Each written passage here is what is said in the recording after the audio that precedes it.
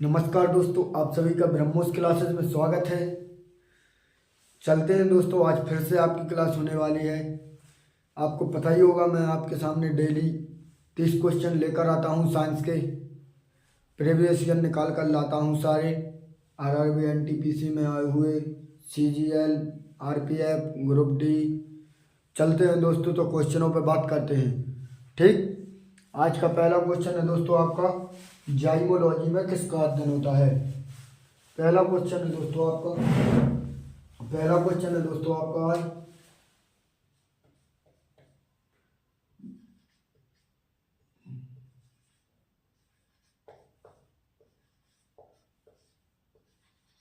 जाइमोलॉजी में किसका अध्ययन होता है, बताइए दोस्तों। अगर आपसे पूछे दोस्तों जाइमोलॉजी में किसका अध्ययन होता है, तो ध्यान रखना दोस्तों, इसमें कीटवनों का अध्ययन होता है।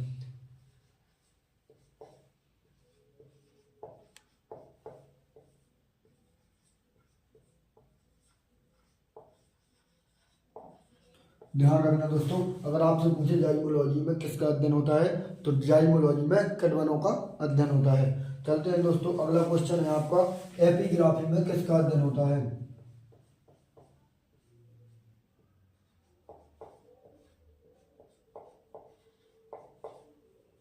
एपिग्राफी में किसका अध्ययन होता है दोस्तों। अगर आपसे पूछे दोस्तों एपिग्राफी में किसका अध्ययन होता है, तो एपिग्राफी में शिलालेखों का अध्ययन होता है।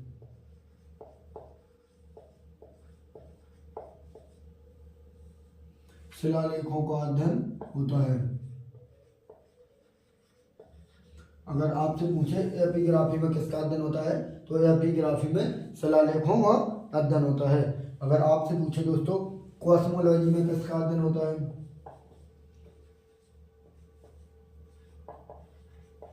कॉस्मोलॉजी में किसका अध्ययन होता है। अगर आपसे पूछे दोस्तों कॉस्मोलॉजी में किसका अध्ययन होता है, तो ध्यान रखना, इसमें ब्रह्मांड की संरचना का अध्ययन होता है। इसमें ब्रह्मांड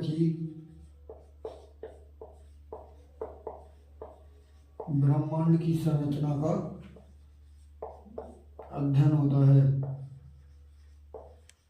इसमें ब्रह्मांड की संरचना का अध्ययन होता है। अगले क्वेश्चन पर चलते हैं दोस्तों। अगला क्वेश्चन है आपका, विद्युत बल्ब की खोज किसने की। अगला क्वेश्चन है दोस्तों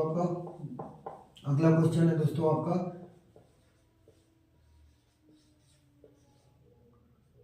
विद्युत बल्ब की खोज किसने की।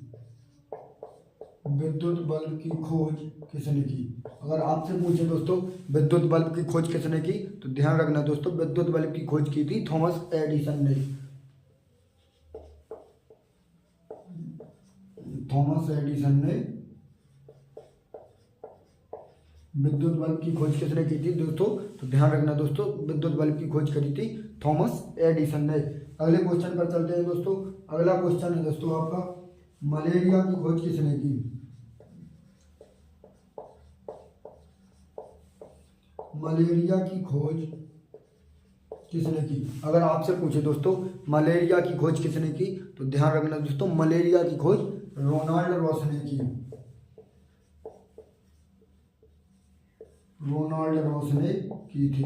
अगर आपसे पूछे दोस्तों मलेरिया की खोज किसने की, तो ध्यान रखना दोस्तों, मलेरिया की खोज रोनाल्ड रॉस ने की थी। अगर आपसे पूछे चेचक के टीके की खोज किसने की थी। चेचक के टीके की खोज किसने की थी दोस्तों। अगर आपसे पूछे दोस्तों चेचक के टीके की खोज किसने की थी, तो ध्यान रखना दोस्तों, जे एडवर्ड जेनन ने की थी। तो जे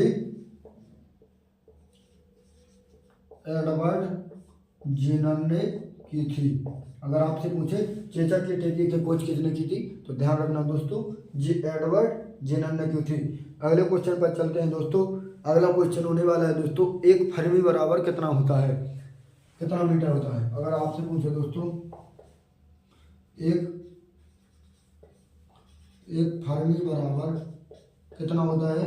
अगर आपसे पूछे दोस्तों एक फर्मी बराबर कितना होता है, तो ये होता है 10⁻⁻15 मीटर होता है।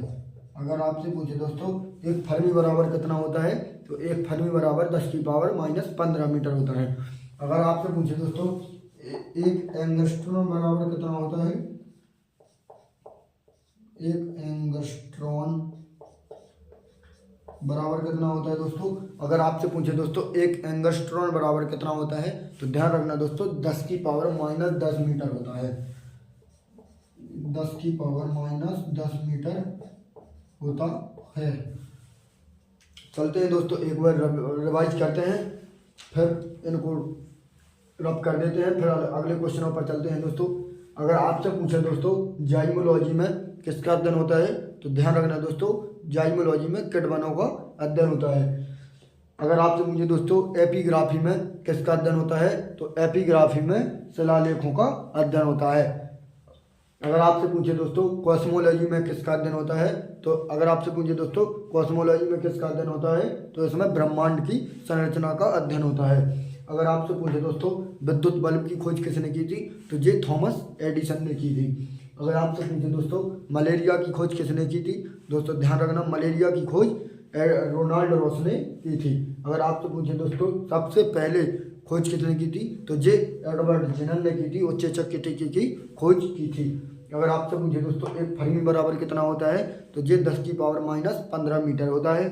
अगर आपसे पूछे दोस्तों एक एंगस्ट्रॉन बराबर कितना होता है, तो ये 10 की पावर माइनस 10 मीटर होता है। चलते हैं दोस्तों इन्हें रब कर देते हैं, फिर अगले क्वेश्चन पर चलते हैं।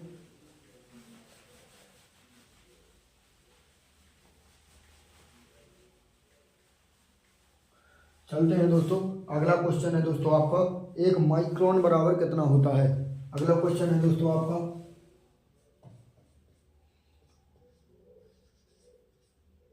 एक माइक्रोन बराबर कितना होता है। चलते हैं दोस्तों एक माइक्रोन बराबर कितना होता है दोस्तों, ध्यान रखना अगर आपसे पूछे दोस्तों एक माइक्रोन बराबर कितना होता है, तो 10 की पावर माइनस 6 मीटर होता है, 10 की पावर माइनस 6 मीटर होता है, 10 की पावर माइनस 6 मीटर होता है। चलते हैं दोस्तों अगला क्वेश्चन होने वाला है आपका ज्योति तीव्रता का मात्रक क्या होता है। अगर आपसे पूछे दोस्तों ज्योति तीव्रता का मात्रक क्या होता है, अगर आपसे पूछे दोस्तों ज्योति तीव्रता का मात्रक क्या होता है, तो ध्यान रखना दोस्तों ज्योति तीव्रता का मात्रक कैंडेला होता है, ज्योति तीव्रता का मात्रक कैंडेला होता है। अगर आपसे पूछे दोस्तों ज्योति तीव्रता का मात्रक क्या होता है, तो ज्योति तीव्रता का मात्रक कैंडेला होता है। अगर आपसे पूछे दोस्तों मिट्टी का लाल रंग किसके कारण होता है, अगर आपसे पूछे दोस्तों मिट्टी का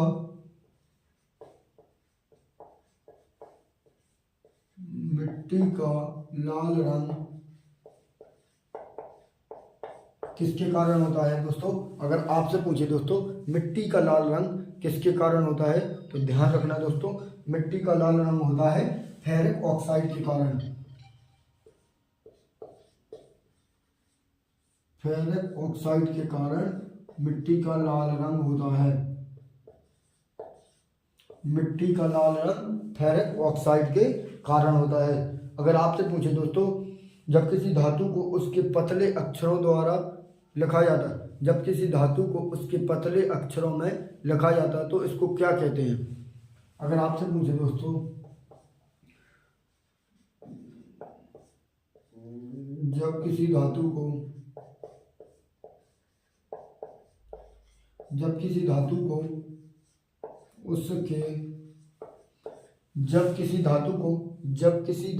अगर आपसे पूछे दोस्तों जब किसी धातु को उसने उसके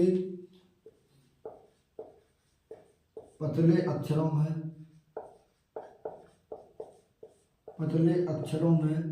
लिखा जाता है, तो उसे क्या कहते हैं दोस्तों। अगर आपसे पूछे जब किसी धातु को उसके पतले अक्षरों में लिखा जाता है तो दोस्तों उसे क्या कहते हैं, तो ध्यान रखना दोस्तों इजाफा कहते हैं, इसे इजाफा कहते हैं। चलते हैं दोस्तों अगले क्वेश्चन पर चलते हैं दोस्तों। धातुओं को पीटकर एक पतली चादर बनाई जाती है, तो इसमें किसके कारण, बताइए दोस्तों, अगर आपसे पूछे दोस्तों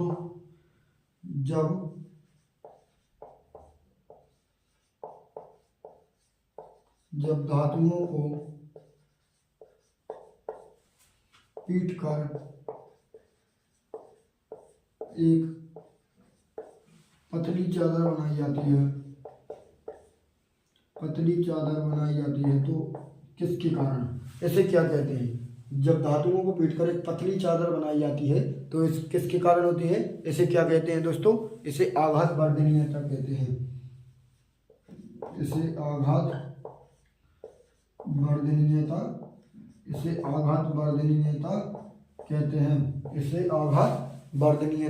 कहते हैं। अगर आपसे पूछे सर्वाधिक आघात वर्धन मतलब सर्वाधिक तन्यता वाली धातु कौन सी होती है? सर्वाधिक तन्यता वाली धातु कौन सी होती है? सर्वाधिक तन्यता वाली धातु कौन सी होती है? तो ध्यान रखना दोस्तों, सर्वाधिक तन्यता वाली धातु कौन सी होती है? ये सोना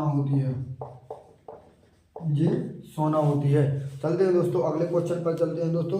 अगला क्वेश्चन है दोस्तों, विटामिन B3 का रासायनिक नाम क्या होता है? अगर आपसे पूछे दोस्तों विटामिन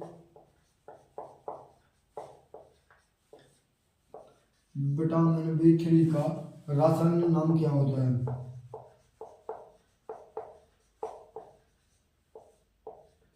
विटामिन B3 का रासायनिक नाम क्या होता है दोस्तों? अगर आपसे पूछे दोस्तों विटामिन B3 का रासायनिक नाम क्या होता है, तो ये नियासिन या निकोटिनिक अम्ल होता है। अगर आपसे पूछे तो ये नियासिन होता है या निकोटिनिक अम्ल होता है। ये निकोटिनिक अम्ल होता है। चलते हैं दोस्तों अगले क्वेश्चन पर चलते हैं दोस्तों। अगला क्वेश्चन होने वाला है दोस्तों आपका, आर्किमिडीज का सिद्धांत का उपयोग किस में होता है? आर्किमिडीज के सिद्धांत का उपयोग किस में होता है?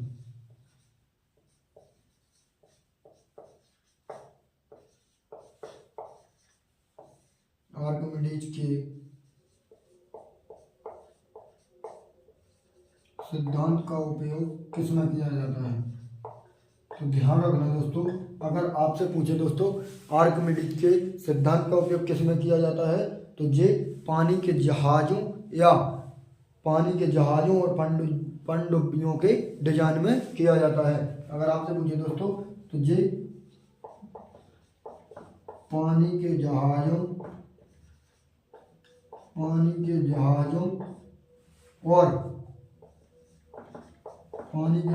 और पनडुब्बियों के डिजाइन में किया जाता है।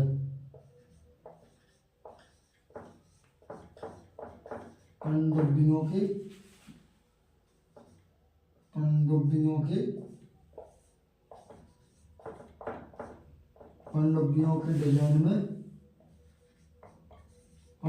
के डिजाइन में किया जाता है। इंक लगा लेते हैं थोड़ी, अच्छा दिखेगा।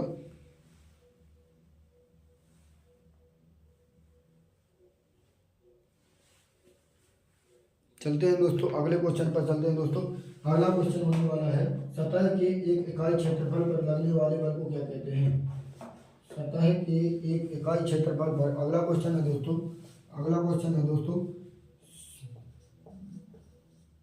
सतह के एक इकाई क्षेत्रफल पर लगने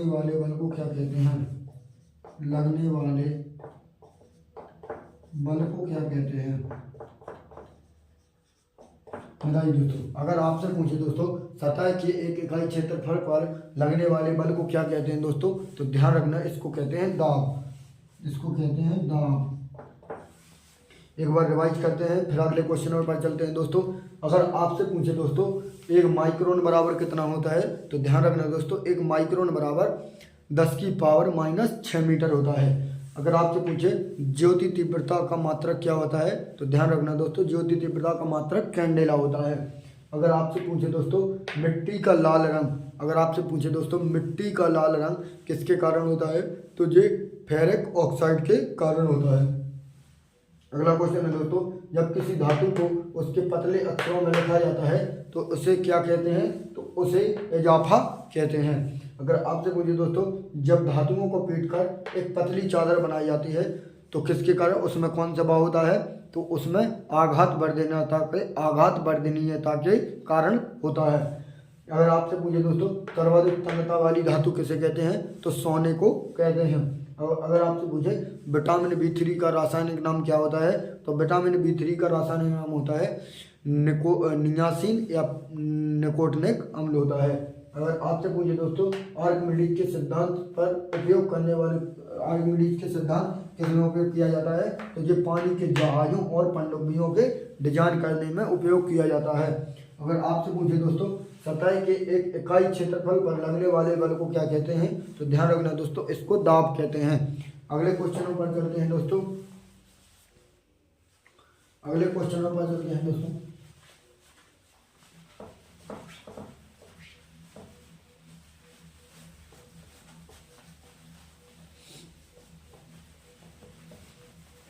अगला क्वेश्चन होने वाला है दोस्तों। अगला क्वेश्चन है किडमन प्रक्रिया की खोज किसने की। अगला क्वेश्चन है दोस्तों आपका,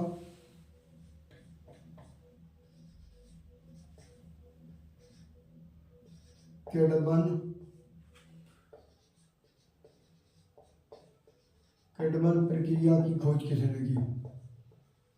अगर आपसे पूछे दोस्तों किडमन प्रक्रिया की खोज किसने की, तो ध्यान रखना दोस्तों ये लुई पास्चर ने की।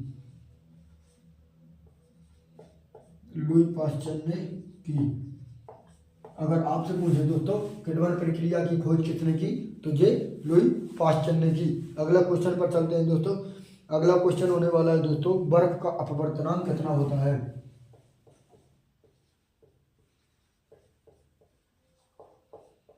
बर्फ का अपवर्तनांक कितना होता है। अगर आपसे पूछे दोस्तों बर्फ का अपवर्तनांक कितना होता है, तो जो होता है 1 अगर आपसे पूछे दोस्तों बर्फ का अपवर्तनांक कितना होता है, तो जो होता है 1.31। बर्फ का अपवर्तनांक पूछे आपसे दोस्तों, तो जो होता है 1.31। अगर आपसे पूछे दोस्तों सेंधा नमक का अपवर्तनांक कितना होता है,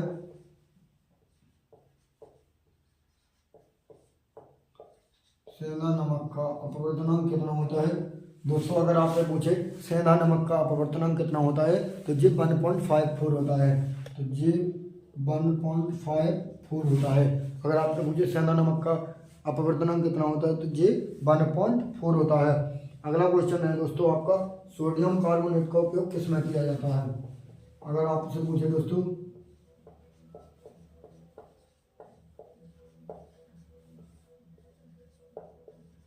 सोडियम कार्बोनेट का उपयोग,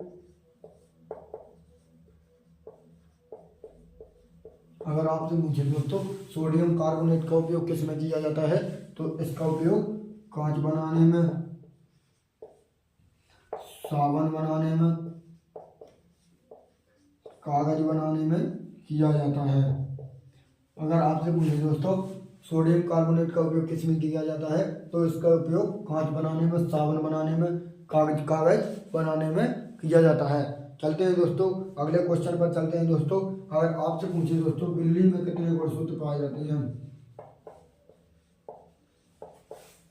बिल्ली में कितने गुणसूत्र पाए जाते हैं, बिल्ली में कितने गुणसूत्र पाए जाते हैं, बिल्ली में कितने गुणसूत्र पाए जाते हैं, बताइए दोस्तों। अगर आपसे पूछे दोस्तों बिल्ली में कितने गुणसूत्र पाए जाते हैं, ध्यान रखना दोस्तों इसमें 38 गुणसूत्र पाए जाते हैं। अगर आपसे पूछे दोस्तों कुत्ता में कितने गुणसूत्र पाए जाते हैं, कुत्ता में कितने गुणसूत्र पाए जाते हैं, तो ध्यान रखना दोस्तों कुत्ता में 78 गुणसूत्र पाए जाते हैं। अगर आप मनुष्य का तो आपको पता ही होगा, अपन लोगों में 46 गुणसूत्र पाए जाते हैं। अगले क्वेश्चन पर चलते हैं दोस्तों। अगला क्वेश्चन है आपका रोग पैदा करने वाले सूक्ष्म जीवों को क्या कहते हैं। अगला क्वेश्चन है रोग पैदा करने वाले रोग पैदा करने वाले सूक्ष्म जीवों को रोग पैदा करने वाले सूक्ष्म जीवों को क्या कहते हैं? तो ध्यान रखना दोस्तों, अगर आपसे पूछे दोस्तों रोग पैदा करने वाले सूक्ष्म जीवों को क्या कहते हैं, तो ध्यान रखना दोस्तों, इनको पैथोजन कहते हैं। इनको पैथोजन कहते हैं। अगले क्वेश्चन पर चलते हैं दोस्तों। अगला क्वेश्चन है दोस्तों, परमाणु भौतिकी के जनक किसे कहते हैं? अगला क्वेश्चन है दोस्तों, परमाणु भौतिकी का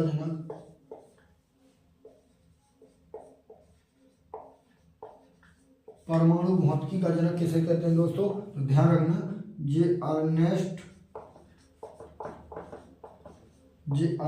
रदरफोर्ड को कहते हैं। चलते हैं दोस्तों, अगले क्वेश्चन पर चलते हैं दोस्तों। अगर आपसे पूछे इंसुलिन हार्मोन कहाँ से निकलता है?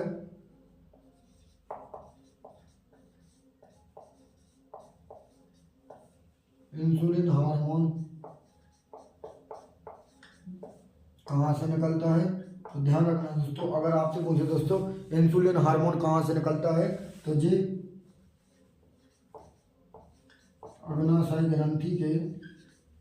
अग्नाशय ग्रंथि के जी बीटा सेल कोशिका से निकलता है। अगर आपसे पूछे बीटा सेल कोशिका से निकलता है। चलते हैं दोस्तों, अगला क्वेश्चन होने वाला है दोस्तों आपका, इसको एक बार रिवीजन करते हैं, रिवाइज करते हैं, फिर इसको रब कर देंगे। अगर आपसे पूछे किण्वन प्रक्रिया की खोज किसने की, तो ये लुई पास्चर ने की। अगर आपसे पूछे बर्फ का अपवर्तनांक कितना होता है, तो ये 1.31 होता है। अगर आपसे पूछे सेना नमक का अपवर्तनांक कितना होता है, तो ये होता है 1.54 होता है। अगर आपसे पूछे सोडियम कार्बोनेट का उपयोग किस में किया जाता है, तो इसका उपयोग कांच बनाने में, साबुन बनाने में और कागज बनाने में किया जाता है। अगर आपसे पूछे बिल्ली में कितने गुणसूत्र पाए जाते हैं, बिल्ली में 38 गुणसूत्र पाए जाते हैं, 19 जोड़ी पाए जाते हैं। अगर आपसे पूछे कुत्ता में कितने गुणसूत्र पाए जाते हैं, तो कुत्ता में 78 गुणसूत्र पाए जाते हैं, 39 जोड़ी गुणसूत्र पाए जाते हैं। अगर आपसे पूछे रोग पैदा करने वाले सूक्ष्म जीवों को क्या कहते हैं, तो इन्हें पैथोलॉजी कहते हैं। परमाणु भौतिकी का जनक किसे कहते हैं, तो ये अर्नेस्ट रदरफोर्ड को कहते हैं। अगर आपसे पूछे दोस्तों इंसुलिन हार्मोन कहाँ से निकलता है, तो जी अग्नाशय ग्रंथि के बीटा सेल कोशिका से स्रावित होता है। चलते हैं दोस्तों, अगले क्वेश्चनों पर चलते हैं दोस्तों।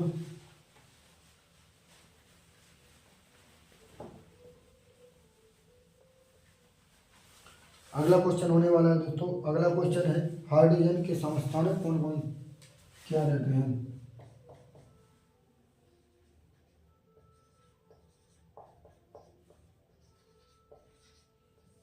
हाइड्रोजन के समस्थानिक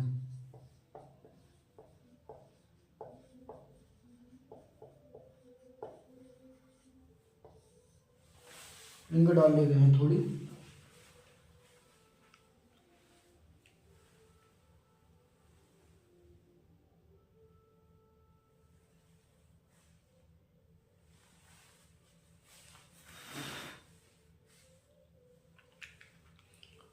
बताइए दोस्तों, अगर आपसे पूछे दोस्तों हाइड्रोजन के समस्थानिक क्या रहता है, अगर आपसे पूछे हाइड्रोजन के समस्थानिक क्या रहता है, तो ये होता है प्रोटियम, ड्यूटेरियम, ट्रिटियम।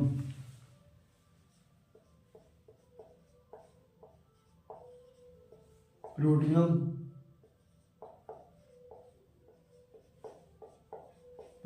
ड्यूटेरियम और ट्रिटियम। प्रोटियम, ड्यूटेरियम, ट्रिटियम, ये हाइड्रोजन के समस्थानिक लेते हैं, प्रोटियम, ड्यूटेरियम और ट्रिटियम।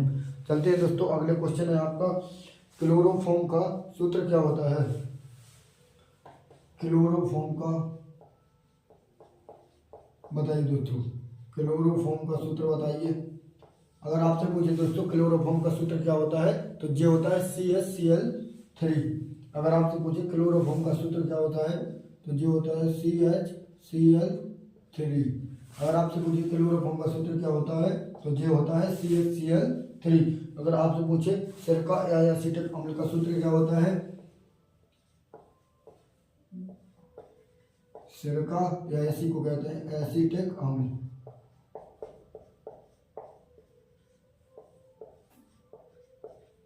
इसका सूत्र क्या होता है दोस्तों? अगर आपसे पूछे सिरका या एसीटिक अम्ल का सूत्र क्या होता है तो इसका सूत्र होता है CH3COOH। COOH। अगले क्वेश्चन पर चलते हैं दोस्तों। एल्कोहल का सूत्र क्या होता है? एल्कोहल का सूत्र बताइए दोस्तों। एल्कोहल का सूत्र बताइए दोस्तों। अगर आपसे पूछे दोस्तों एल्कोहल का सूत्र क्या होता है तो ध्यान रखना दोस्तों, बता देना C2H5OH। अगर आपसे पूछे एल्कोहल का सूत्र क्या होता है C2H5OH। चलते हैं दोस्तों, अगला क्वेश्चन है आपका लिथार्ज का सूत्र क्या होता है? लिथार्ज का सूत्र बताइए, लिथार्ज का। और लास्ट क्वेश्चन है ये बताइए गैलेना का। अगर आपसे पूछे दोस्तों लिथार्ज का सूत्र होता है लेड ऑक्साइड, तो इसे कहते हैं PbO। अगर आपसे पूछे दोस्तों गैलेना का सूत्र क्या होता है तो गैलेना का सूत्र होता है लेड सल्फाइड PbS। आज की लास्ट क्वेश्चन था दोस्त। चलते हैं दोस्तों, आज के लिए इतना ही काफ़ी था। चलते हैं दोस्तों, कल फिर मुलाकात होगी इसी टाइम पे। तो जय हिंद साथियों।